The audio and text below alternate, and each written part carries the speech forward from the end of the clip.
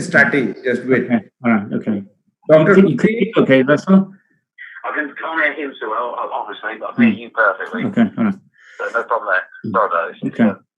It just won't launch. Yeah. Okay. It may be something on here that's just blocking it. Mm. I've got the bit where it says, if nothing prompts, click on the browser, so you can run from that. But all it does is just load up. I went into Chrome and just pasted that URL in, and then clicked it, and then it came up. It said, "Waiting for the meeting to open," and then they've all. Mine just literally doesn't do it. Just launch. Okay. All right. It must be something on here that's. Okay. Stop. Okay. All right. They're waiting to start. They're waiting. Someone's going to. I take care. Okay. मेरी आवाज सुन. Okay. मैं start करता हूँ. Okay. Okay. Good afternoon and good morning to all of you. It's a warm welcome by the Goyal Shimla University, Shimla. I'm very thankful that Emeritus Professor Dr. Tony Atkins and Dr. Russell Champion and Dr. Nawaf are with us.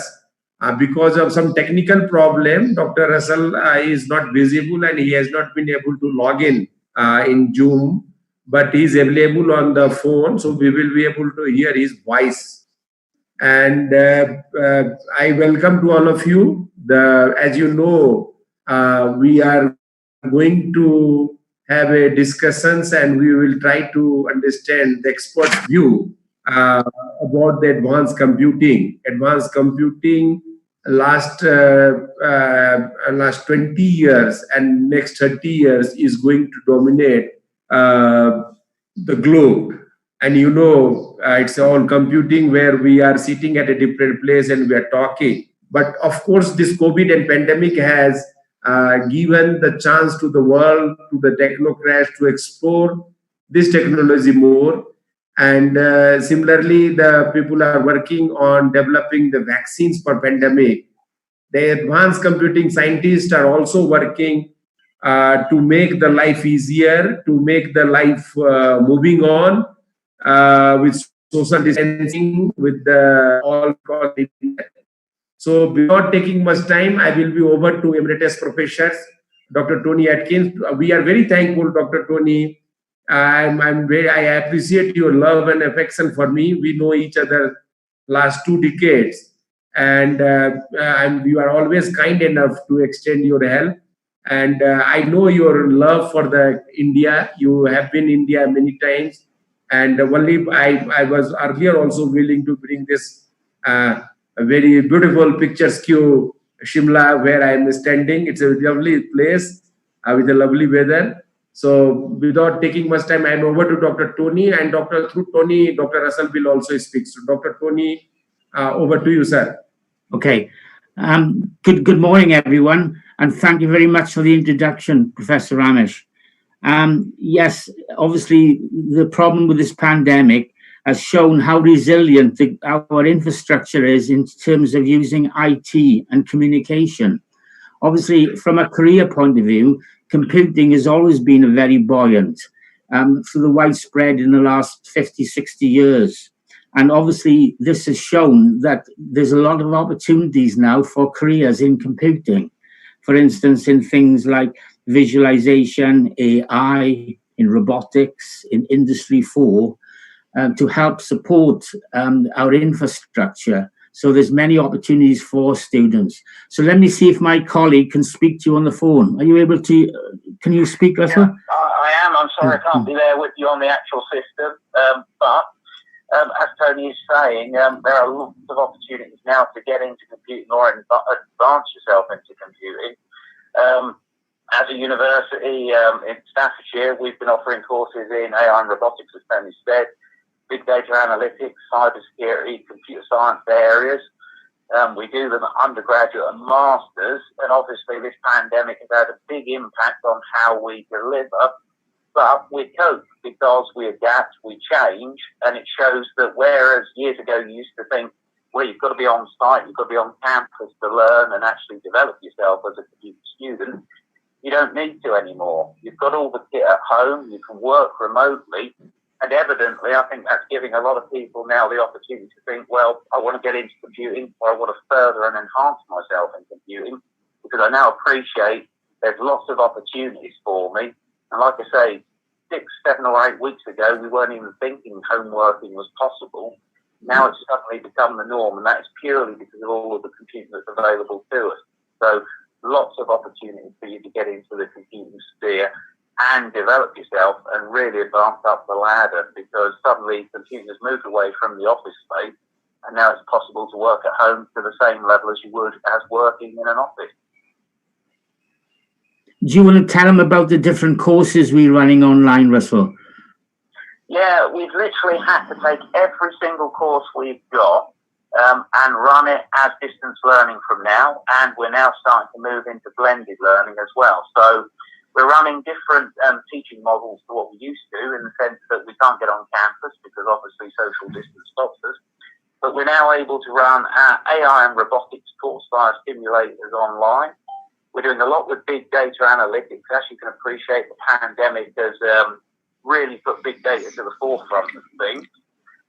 Cyber security, we've got all our students working on ethical hacking, penetration testing and cyber work.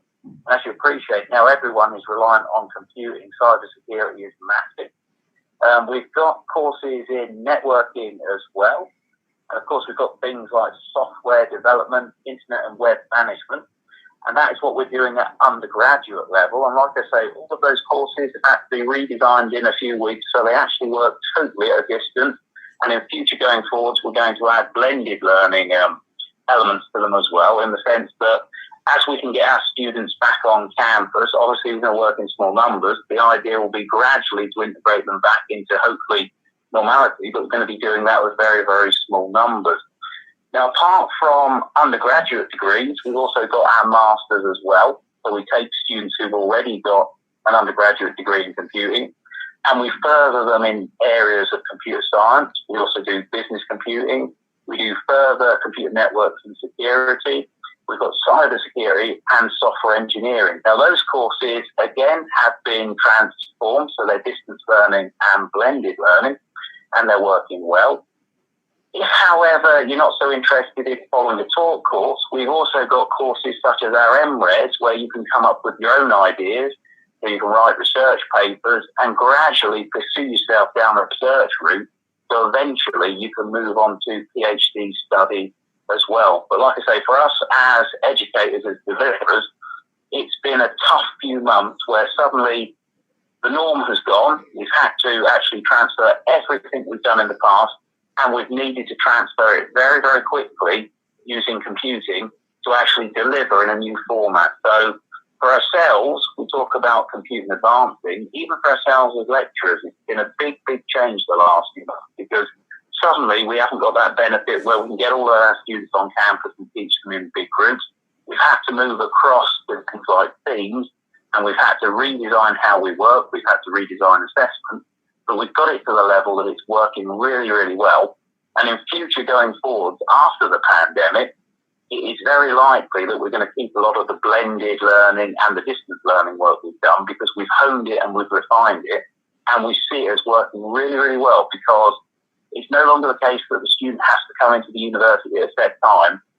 With distance learning and blended learning, it's opening up lots of opportunities so they can work in their own time when they actually want. So I would imagine we'll see the student base changing slightly after this pandemic, but yes, we'll still see students coming in as full-time students, but I think we'll equally see a lot of part-time students and distance learning and blended students also coming into the forum, which previously wouldn't have been studying again, because they'd have gone into industry and then thought education was over for them because they couldn't easily attend. So I think we'll see a bit of an increase on postgraduate students, in the sense that they'll be studying distance learning and blended learning. Okay. What about Professor Naoth? No, I believe that the questions of the participants, we can take it later on, or by the time I'm asking to Dr. Anand Mohanji, Dean Engineering, is with us, as you have already deliberated the kind of courses and a career available online with the Stafford University. So I'm over to Dr. Anand Mohanji. Quickly, can you have some brief introductions about our university and what we are doing in advanced computing? Exactly what kind of the prospects in advanced computing we are looking? Dr. Anand Mohan. Good afternoon, everyone. Thank you, Honorable Vice Chancellor, sir, for giving the AP Goyal Shimla University this opportunity to connect with the professors of such eminence. I am very thankful to Dr. Tony Atkins, Emeritus Professor, Dr. Nawaf, and Dr. Russell, whom we just listened on the phone, who couldn't connect due to some internet problems. I am really thankful to you that you have connected with us during this time for these advanced computing post-COVID-19 webinar, which we are organizing. Actually, I want to tell that in AP Goyal Shimla University, the advanced computing courses for which we have 4 courses which we are starting. One is the artificial intelligence, another one is the data science, another is the IoT, and the 4th one is cloud computing. So these are 4 courses which we are running for only for the advanced computing. We have full-fledged computer sciences department with us, and for these courses we have made the state-of-art laboratories which are equipped and which are very well equipped with all the latest technologies as well as the latest learning application which will be required for the advanced computing programs. This is the brief idea of our advanced computing sciences department, and I am very grateful and very thankful to all the participants, the number which is nearing about 300 now. So I am glad that this webinar is already hit before the eminent professors, and after we listen to these eminent professors, they will be answering our queries, and also they will be telling us that how these advanced computing will make our life convenient, because what we are finding that post COVID-19 we have to take care of many things, and also using the social distancing we have to do all our things. So computing is going to play a major role this post COVID-19, as we usually say that we find a blessing in disguise. So this post COVID-19, I think advanced computing it will be blessing in disguise. New researches will come up, new innovations will come up using these advanced computing programs. Thank you. Over to the eminent professors. Thank you so much. Thank you, Dr. Anand Mohan. And Tony, I believe that we should listen to Dr. Nawaf. He is the young computer scientist. Yeah. We are looking forward to what kind of research prospects we are looking further in the area of the advanced computing. Am I right, Dr. Tony? Yeah, good. Yes, please go to. No.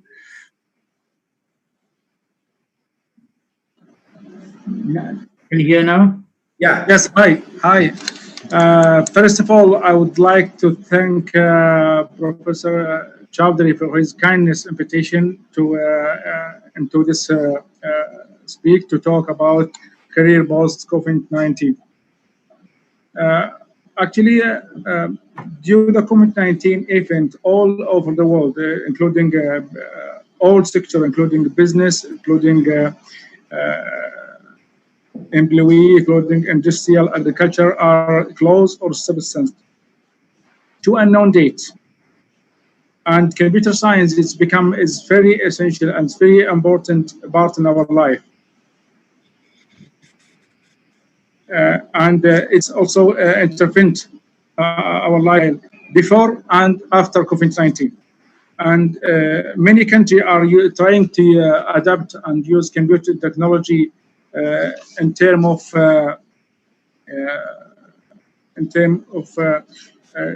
the computer technology show the effectiveness and the quality in many fields. such as healthcare sector, education, and agriculture as well. In the Kingdom of Saudi Arabia, the government use the computer technology and computer services in healthcare in last 3 months. We had the application called Saha. It's allowed all the population to meet the doctor online, and they speak to the doctor face to face, and they didn't need to go to the hospital, which is show it's very good quality to reduce the number of cases of coronavirus. From the distance of perspective, computer technology will occupy many jobs in the future, and it's aimed for all the college and university to establish new courses and establish a new computer skills, and which is will adapt the circumstances dynamically. And so in my university, Taib University, we try to move to telemedicine application. We try to move to cybersecurity, robotics. We try to move to computing age, AI, in healthcare application and healthcare services.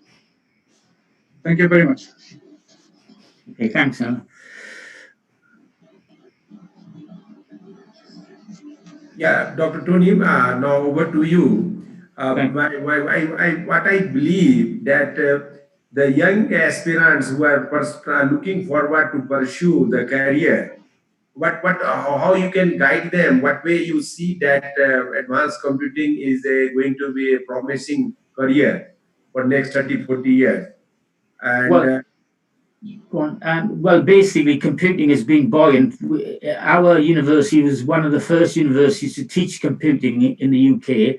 We were one of 4 back in 1967. So we've had experience for now almost coming up to 60 years.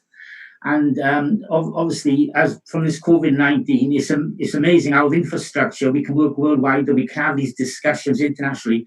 Across the globe. Most of these calls are run over VoIP, so they're virtually free and gives many opportunities for students to study in their host country or in their own country. For instance, in my own experience, in the last 2 years, I've been supervising several PhDs by distant learning. One of them is 2 of them from Saudi Arabia, and some of them are from the UK. And we've been doing this for the last 2 years. We've also been running a Masters by Research course. We started running this by distant learning, as we call it blended learning. We started in 2006 with City University in Hong Kong, where we run a Masters program with them, or we were running them with them. So there's many opportunities for students to study at our department, at our School of Computing, in Masters of Research. These are particularly for people who want to go on to do a Masters, or particularly for middle management, to study with us. If you're doing it part-time, the course is about 18 months. And obviously we're looking for collaboration with other universities, particularly with your university. As you know, we've had a long collaboration with our university and previously where you were for the last 20 years. So we've run these successfully, but these days we are both systems had problems that some of the things we are now able to do with the internet we weren't allowed to do. Like, for instance, we couldn't hold exam boards over the internet. We couldn't carry out vivas over the internet. So now these barriers will be broken down because of the necessity to be able to do these things, because you had to switch into this system in the last 2 or 3 months. So you are more aware of these difficulties with governance in different countries about running these things. So maybe you could give a talk about what's happening in India, about some of the governance on it. Yeah. No, basically, in India, we are also in software engineering. We are leading and we are trying to provide the solutions globally. And the India's computing scientist role, if you remember in Y2K area, where we have worked very hard, and it was also a kind of pandemic for the computing field. If we remember 20 years back in 1999 when Y2K we have faced, and people have solved. What I see basically in the software and in the computing field and in advanced computing, artificial intelligence is going to play a very important role. Yesterday also, you see that this pandemic has affected every section of the society, whether it is policing, whether it is judiciary, whether it is education, whether it is medical science, whether it is manufacturing units. And everywhere now people are looking at a ray of hope with artificial intelligence, like the challenges which the pandemic has created. And somehow if artificial intelligence can play important role, because you see, I can put in a very simple example. Like nowadays, throughout the world, judiciary is working virtually. With the video conferencing, they are virtually. But the judges, they are facing the problem, they say that once the advocate pleads, it's not only the what advocate speaks, but it's the body language as well, which gives us perceptions and interpretations, which is missing in the virtual plea. So what I mean to say, there artificial intelligence are going to play a very important role. Then in similarly in medical fields, still the pandemic has come and medical science has learned that they have to use the technology more and more for fighting such kind of the pandemic, where you require isolations, where body to man viruses are spread, and then your robotics, or then your automations of the hospitals, where you have a minimum contact with the patients and patients are take care. So I believe similarly we as a university we are also thinking, and we are also looking for the collaborations, and with your help sometimes the School of Computing and the School of Computing of Shimla may collaborate, and we can have projects also, and then other things which always we can do for supervising the project work, where we can have a co-supervisor from your university and main supervisor through the distance learning we can do.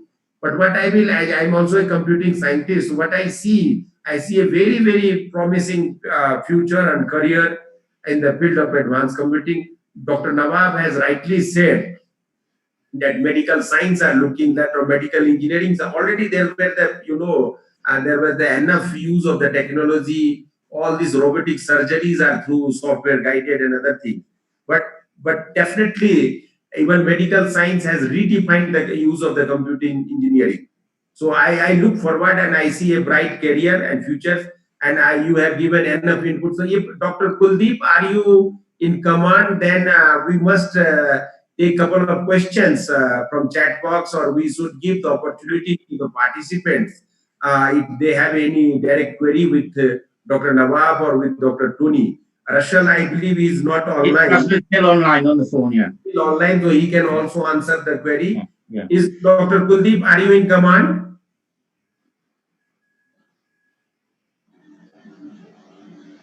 I believe he is not, but we have to see. Dr. Anand?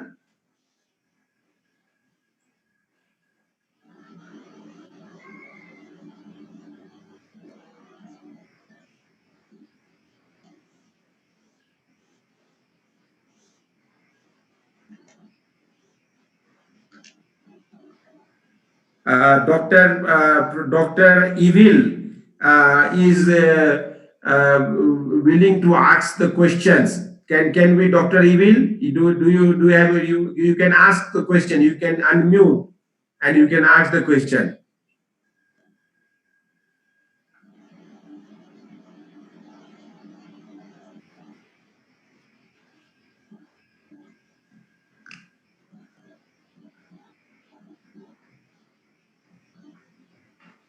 See, big opportunities in our support systems and networks. because of we still get some issues with these things. Yeah, always. So Neil, can you unmute the this Dr. Evil? Dr. Evil ask some questions. Can we unmute the Dr. Evil so that he can directly ask the questions? And can I say something, Prof. Charlie? Yeah. Before coronavirus or before COVID-19, many country and many organization, especially in healthcare, they try to use AI to reduce the cost and to reduce the human. And now after COVID-19, I think they will use AI to save the human life, to save the population over the world. And also AI will take its very strong base in the future. Dr. Emil was willing to ask question. Can it be possible?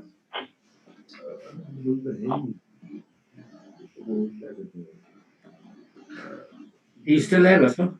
Yeah. Dr. Anand, Dr. Anand, are you listening me?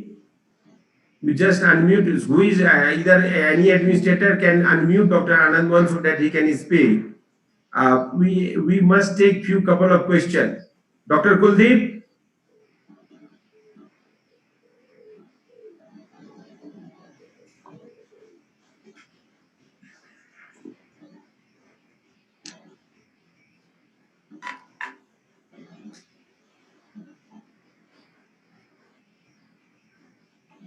Okay, somehow I believe that we have been not able to take questions, but still there is a question, how AI can change the life of human. There is a question from Ankit Sharma, how artificial intelligence can change the human life. Dr. Nawab, can you elaborate little bit? Can you enlighten on this issue? How artificial Yeah, I'm a specialist in healthcare sector. In the Kingdom of Saudi Arabia, we had like very huge projects.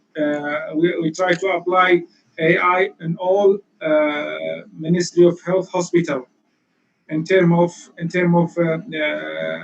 using AI to reduce the human error, to reduce the cost, to reduce the budget of the hospital, and that's 5 years ago. And in the future, we think AI will be used to save the human life. As we can see due to the coronavirus, the Ministry of Education, Ministry of Health use mobile application under telemedicine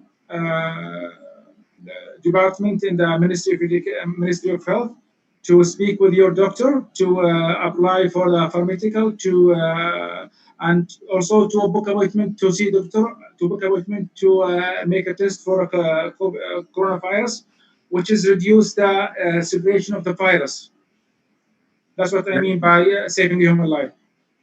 The artificial intelligence has affected every part of human life, and day by day it is making easier to our human life. And you can see most of the gadgets which you are using, and they are user friendly. They are just through the artificial intelligence. I will like to Dr. Tony or Dr. Russell to comment how AI can make our human lives easier. Okay. Well, just following from Dr. Nawaf, obviously, when you're doing this diagnostic with medical people, because you're doing it remotely, you're not affecting the medical profession in carrying out these tests. Other examples are, for instance, we got aging population in most countries. We got a limited supply of medical expertise. So, for instance, an example of one is using what we call case-based reasoning, where, for instance, you may, in this particular case, this is a study we did in collaboration with the university in Thailand, where they were looking at older people fall over and looking at what physiotherapy they would need to recover their walking ability. Now, obviously, they haven't got enough medical expertise to do this. So they're using AI techniques like case-based reasoning, using motion cameras to monitor the people, to put them into different categories, and only selecting out the ones that were in a critical condition could see the consultant to be able to cope with the number of patients visiting the hospital. So that's an example of using AI. Excellent. Excellent. It was excellent. And Dr. Tony, very nicely we have presented the things. Dr. Nawab, thank you for giving. Yeah, Russell, have you got anything on AI? Can he give? Yeah. Yeah, as in projects, Tony. Yeah. Yeah, AI projects, we're getting into quite big now in the sense we're doing lots of things with data analytics, lots of healthcare type applications. In honesty, we've had AI for about 20 plus years, but it's only the last 5 years we've really got a lot of student interest in growing in the area.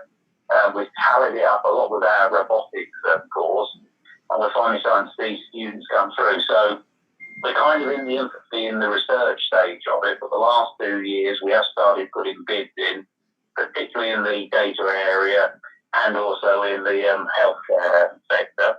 And we're also trying to tag it into robotics. So I think we'll also be seeing projects, in agriculture and all types of things where we can actually use technology, branching out into other realms rather than just the pure computing side of it. Okay, thank you, Russell. Oh, great. Good. So do you want to open up to questions? Let me check with the... Yes, sir. We have few questions. I will be coming up with the questions. And first question is from Divyam Gupta. He has asked a very wonderful question that can AI cause unemployment? Yes, it can cause unemployment. Recently, Microsoft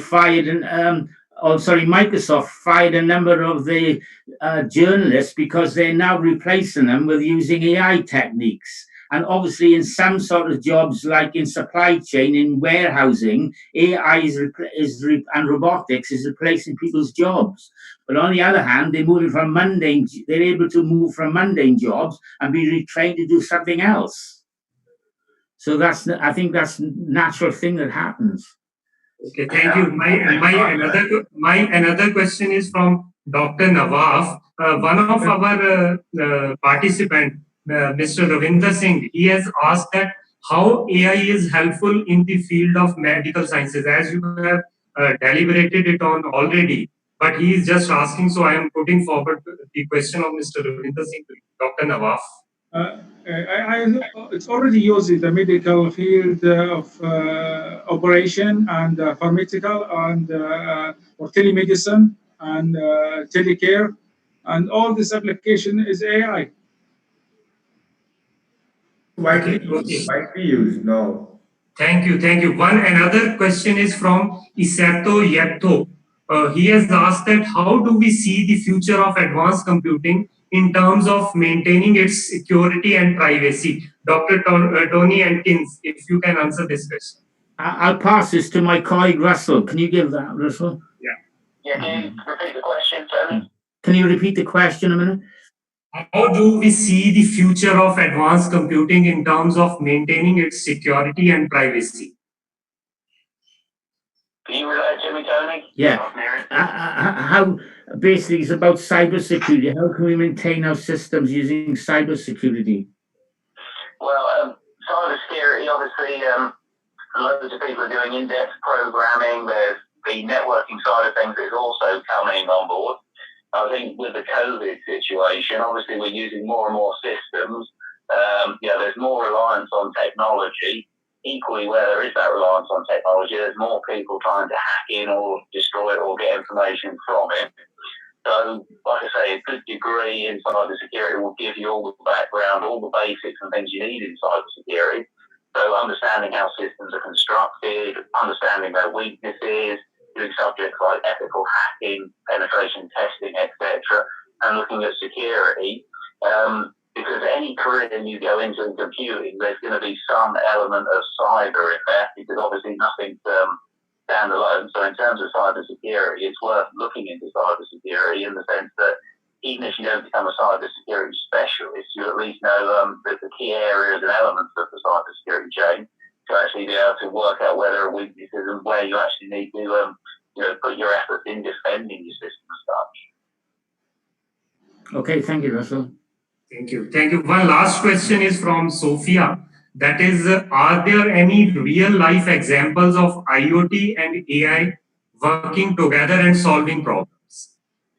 Yes, one example, for instance, you can use radio frequency identification on patients, for instance, in a hospital, where you link in Internet of Things together, and then using AI techniques to indicate where there are bottlenecks in the system to try and enhance and improve the system and make the system more efficient. I mean, Dr. Nawaf can speak more about that. He did his PhD in it. Yeah. Actually, the new project for me just 3 months ago, we established a new sensor for diabetes patient, and we try to monitor them 24 hours, 7 days a week, and they didn't need to come to the hospital. And also we already use the RFID and ZKB identification devices and to monitor medical equipment, to monitor patient, to monitor hospital staff. And it's already has been used in the Kingdom of Saudi Arabia for 3 hospitals in Riyadh. And it's very good project. And before COVID-19, I had a 3 hours meeting with General Electric to transform some hospital to a smart hospital using identification technology, which is reduce the human error and get a very good quality and respond very speedily. Good. Yes. Thank you. Thank you. I thank Dr. Tony Atkins, Dr. Nawaf, and Dr. Russell that they have well elaborated the major questions of all the participants, which were from the field of this advanced computing. Now over to our Honorable Vice Chancellor. It was a lovely webinar in this hard time when we are sitting at a different place and talking about advanced computing with the help of advanced computing only. It's all magic of the computing that we are sitting and talking each other. I see Dr. Tony has done a lot of research to making life, and especially in the medical fields. He has tried to use the computing technology for making the life easier or addressing the certain issues of the medical sciences. And you see, as I told you earlier also, that Stafford University is one of the leading university in UK. I know I have been associated, and I have seen their computing building, Octagon building, and they are one of the leading and doing work in the field of computing in UK. And what I see that the post-COVID era is a era of biotechnology and era of computing. It has given a lessons to the human lives that life is not easier. How much you develop, how much the technology and kind of the warfare and other things you have made. So many tanks and atom bombs and nuclear bomb and hydrogen bomb. But there are certain hidden bombs also, which will erupt all in a sudden, and you will not have any army. The doctors will become army, and technology only will come to safeguard. So it is a learning lesson for all of us. Even the teaching fraternity, as we see, that once these things has prevailed, and it came as a challenging, and then the whole teaching fraternity was looking forward to the computing, because the computing was trying to invade the teaching area where we were trying to replace the direct contact hour with the technology and various online mediums we were using. So what we see, the coming era is the era of the advanced computing. It has a promising career, and the aspirants who are looking can explore these possibilities. I am 100% sure that in coming time, all the leading universities is going to do more research and development in the advanced computing field. And that the nice questions have erupted how IoT and AI and other things will help and collaborate and make the real applications which will really make the life easier and to counter all these problems. So thank you, Dr. Tony, to giving your precious time. Dr. Nawab, I'm really thankful and especially thankful to Dr. Russell. Despite of all the challenges, maybe because of the application, you have seen his positive spirit, and he is online through phone, and through Tony he is answering our questions and trying to address issue. So Dr. Russell, we are very thankful, and AP Goyal Shimla University expresses highest gratitude to Dr. Russell's to enable us to talk to you, and we look forward sometimes next time. So it was a wonderful webinar, and we have tried to learn about the advanced computing, artificial intelligence, data science, the cloud computing, and other things. So thanks to all of you. AP Goyal Shimla University is also one of the leading universities, and it has its own department of advanced computing and department of computer science and engineering. We have the students from 28 countries. We have the students from 29 states. And because of the advanced computing, we have our academic semester has not been disturbed. Our academic session has been effective, and we have been able to continue. And on the strength of the advanced computing, we have already announced our academic session for the next academic session, which is going to be effective in August and September. Assuming that the kind of experiment we have done, we are confident and assured that we will be able to minimize the academic damage with the help of computing technology. Thank you, sir. Thank you to all of you, and look forward to you, Dr. Tony. Professor, Dr. Any concluding remark, Dr. Tony? I'd like to thank you, Professor, for putting on these seminars to do with this COVID-19, because it's helped to raise the issue of computing and promote the discipline, and also allow people to participate in the things. So I would congratulate you on running these events. And I think from it, we already have got a relationship between our universities, but hopefully we can look to collaborate more on our masters and PhD programs with you. Okay. And we look forward to see you sometimes if the normalcy prevails. Yeah. Yeah. Yeah, well, at the moment, it's only safe for us to communicate with the internet. So thank you to all of you, and it was a wonderful webinar. Yeah,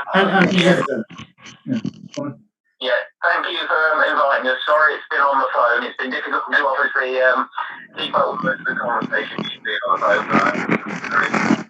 So thank you very much for inviting me. And just to remind you that mobile computing is also part of computing, so we can't use one technology. Okay.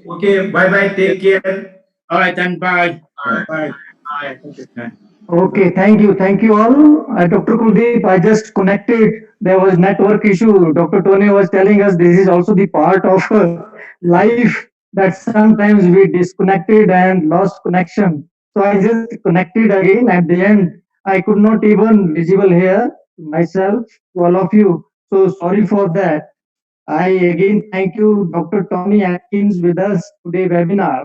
So very wonderful. You elaborated everything about the advanced computing and career. Dr. Rachel, thank you for us with us. Dr. Nawaf, yes, we are very much thankful to you, and we are looking forward to have a similar webinar on advanced computing and artificial intelligence. So we are meeting again and again. Dr. Tony, this is our second webinar.